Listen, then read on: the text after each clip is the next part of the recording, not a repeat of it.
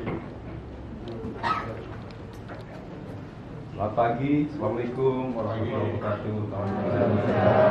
Silakan dulu.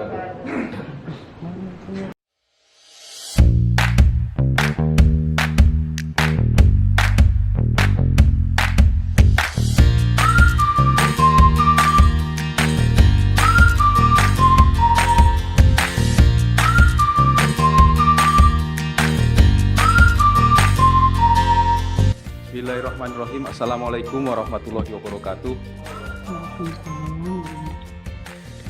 Bahwa dialog kinerja organisasi ini bukan rapat biasa, tapi ini rapat luar biasa, rapat besar, ya, rapat besar dari organisasi kita. Untuk apa? Untuk mengecek kembali,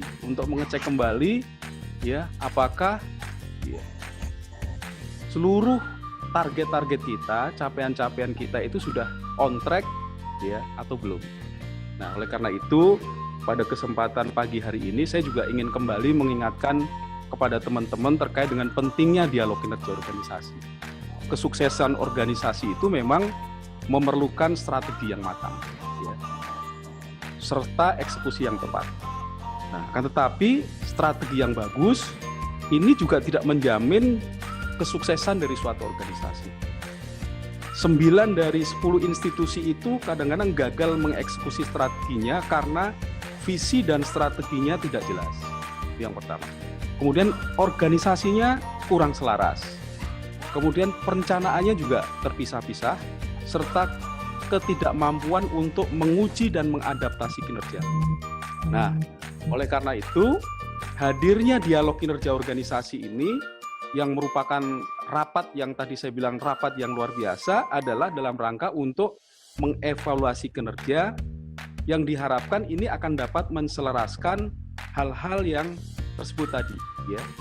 Menurut McKinsey, dialog kinerja organisasi ini merupakan sebuah praktek manajemen yang mempertemukan atasan dan bawahan secara langsung. Yang teratur ya, teratur sekali lagi ini teratur gitu ya. Artinya memang jadwalnya itu sudah secara kontinu itu sudah dijadwalkan secara baik. Itu juga terstruktur. Kemudian direncanakan serta menggunakan data kinerja untuk meninjau kinerja masing-masing unit dan memahami akar penyebab kesenjangan kinerja. Kemudian memutuskan bagaimana cara mengatasinya dan menyepakati rencana aksi. Nah, Bapak Ibu sekalian, sejak diterapkannya balance scorecard sampai saat ini memang Kementerian Keuangan telah menerapkan dialog kinerja organisasi dalam bentuk monitoring dan evaluasi. Jadi nanti saya minta dialognya sebenarnya kita 90% itu ya, bukan meratapi ini kemarin kok nggak tercapai. Memang itu direview, tapi 10% saja. Tapi 90%-nya kita itu harus membuat rencana kerja dan rencana aksi supaya tidak terjadi kemudian ratapan-ratapan lagi karena ada kesenjangan capaian. Ya. Jadi saya ingin sampaikan juga bahwa tujuan dari dialog kinerja organisasi sekali lagi adalah review kinerja organisasi atau pegawai dalam rangka pengambilan tindakan untuk memperbaiki kinerja. Ya. Kemudian mengarahkan nanti seperti apa ininya, kemudian memotivasi bawahan untuk berkinerja dengan baik. Jadi yang terjadi setelah ini adalah motivasi kepada para bawahan agar ya dia berkinerja lebih baik. Kemudian mengubah cara berpikir dan bertindak para pegawai dengan memperjelas ekspektasi kinerja. Ya, mindsetnya itu disamakan antara pimpinan dengan bawahan. Contohnya begini. Kalau saya, capaian IKU maunya semua optimal. Jangan sampai kalau targetnya itu adalah 100, ya, karena ada beberapa indikator yang nggak tercapai, akhirnya kita nilainya hanya 98 misalnya. Ya, maka itu nggak optimal, ada kesenjangan. Itu ekspektasi kinerja yang saya harapkan. Maka dengan ini nanti kemudian teman-teman akan semuanya mengikuti sama. Cara berpikirnya, mindsetnya sama. Kemudian kita menuju kepada capaian yang sama. Mudah-mudahan yang tadi saya sampaikan ya membuka kembali ingatan Bapak Ibu sekalian pada saat Bapak Ibu sekalian dulu mendengar bagaimana pengelolaan kinerja di Kementerian Keuangan atau di Direktorat Jenderal Perbendaharaan. Terima kasih. Assalamualaikum warahmatullahi wabarakatuh. Jadi ada 19 IKU di Kemenq2 kita yang terbagi menjadi 3 trajektori, triwulanan, semesteran, dan tahunan. Terus persentase pemenuhan BMN yang optimal itu semesteran, yang semester ini atau semester 1 ini target kita 70, kita mencapai 91,70. Kalau kita berdasarkan nilai maksimal seperti yang tadi Pak Kanwil bilang, berarti kalau dari target oke, kita memenuhi, tapi dari nilai maksimal kita berarti masih ada kekurangan 8,3 Pak. Tahun 2019 kemarin kita di semester 2-nya meningkat. Nah ini kita harapkannya pola yang tahun kemarin terjadi di tahun ini.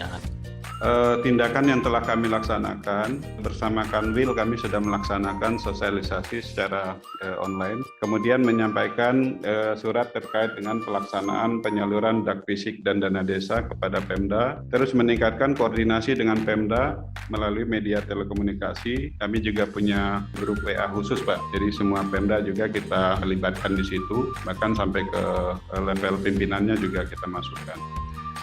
Sebetulnya kami telah langsung menyampaikan kepada bendahara yang bersangkutan, dan biasanya mereka langsung melakukan perbaikan ya, walaupun begitu karena itu sifatnya sistem jadi tetap tercatat, jadi secara pelayanan tidak menimbulkan masalah, tapi secara tetap terekod Pak. Apakah memang kita fokus juga ke penyerapan selain juga ke kegiatan untuk kedepannya. Rencana kami memang ada beberapa yang sudah kami agendakan Pak.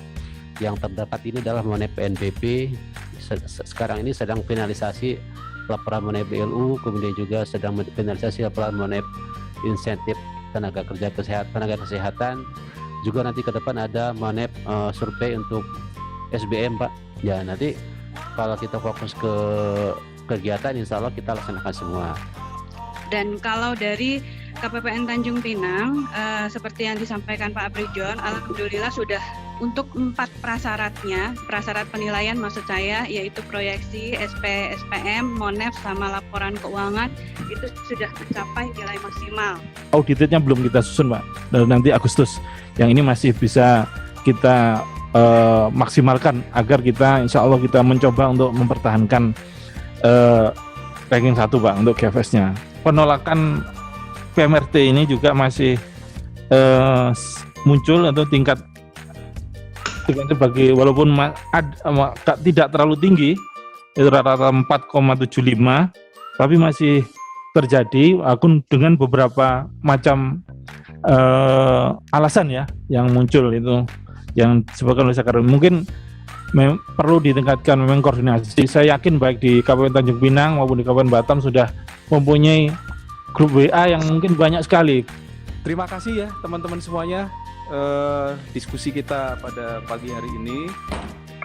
Semoga tadi yang sudah menjadi keputusan dan sudah disampaikan di rapat ya, ini tolong ditindaklanjuti.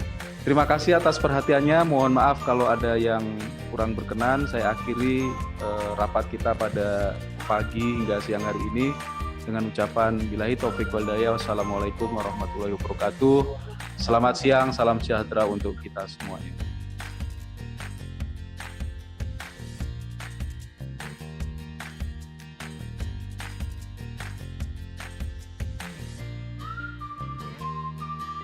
Ya, terima kasih kawan-kawan sudah mengikuti acara saya dari pagi tadi sampai siang hari ini.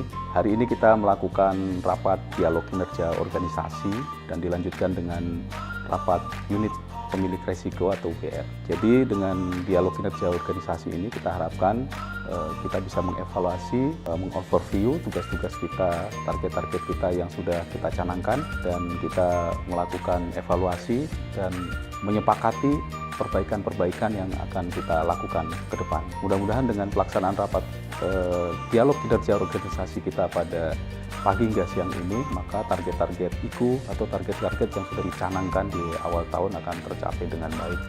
dan akan berimplikasi kepada kinerja dari pelaksanaan mengawal APBN Indonesia Maju di Provinsi Kepulauan Riau.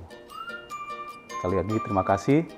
Salam perbendaraan, mengawal APBN Indonesia Maju.